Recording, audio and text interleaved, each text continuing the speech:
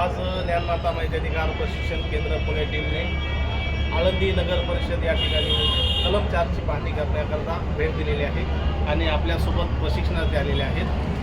माहितीचा अधिकार कायदा या देशात लागू झाल्यावर 120 दिवसात सर्व सार्वजनिक प्राधिकरणाला आपल्याकडील माहिती वेबसाईटवर टाकायची होती। तसेच ही माहिती ऑफलाईनद्वारे नागरिकांसाठी खुली करणं अपेक्षित होतं। आम्ही या ठिकाणी आळंदी नगर परिषदमध्ये भेट दिल्यावर बांधकाम विभागातील जनमाहिती अधिकारी प्रतीक काळे तसेच कार्यालयाचे अधीक्षक अर्चना भिसे मॅडम यांच्याशी याबाबत चर्चा केली असता असं निदर्शनास आलं की आळंदी नगर परिषदने गेल्या 20 वर्षात कलम 4ची अंमलबजावणी केलेली नाही।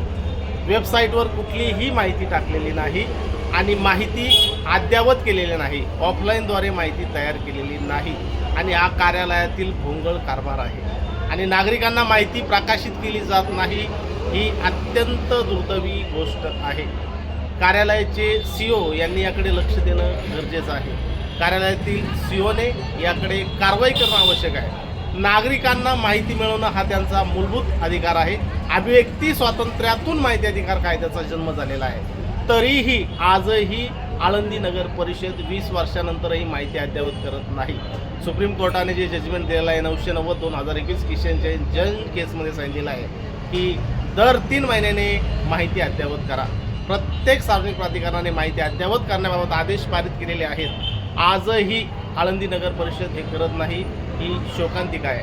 म्हणून आम्ही कार्यालय अधीक्षक अर्चना भिसे मॅडम यांच्याकडे तक्रार दाखल केलेली आहे आणि त्यांनी सांगितलेलं आहे की आम्ही लवकरात लवकर प्रशिक्षण घेऊन माहिती अद्ययावत करू।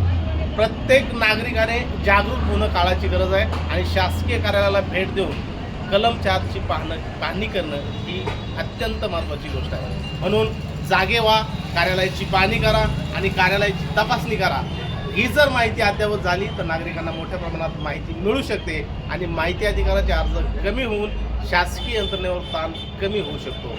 आम्ही या छोट्याशा व्हिडिओद्वारे आपल्याला जागरूक करू इच्छित आहोत की नागरिकांनो जागे व्हा, आपले हक्क कर्तव्य जाणून घ्या आणि शासकीय कार्यालयातील माहिती तपासून पहा। धन्यवाद।